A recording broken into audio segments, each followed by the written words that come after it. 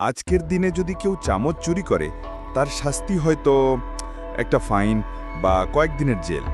কিন্তু ইতিহাসের মধ্যযুগীয় সময়টা ছিল একদমই আলাদা।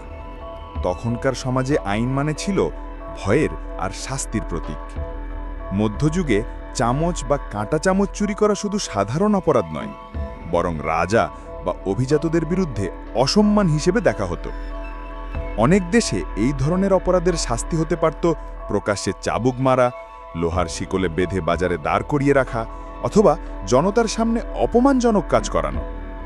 উদ্দেশ্য ছিল অপরাধীকে লজ্জায় ফেলে অন্যদের সতর্ক করা।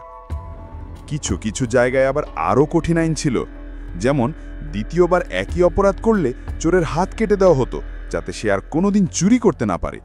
ভাবুন তো, একটা ছোট্ট চামচ চুরির জন্য এত বড় শাস্তি। আজকের দিনে হয়তো আমাদের কাছে এসব হাস্যকর মনে হয়, কিন্তু সেই সময় সমাজ নিয়ন্ত্রণ করার একমাত্র উপায় ছিল ভয় আর অদ্ভুত সব আইন। তাই ইতিহাসের এই অংশগুলো আমাদের মনে করিয়ে দেয়, আইন সব সময় ন্যায্য বা মানবিক ছিল না।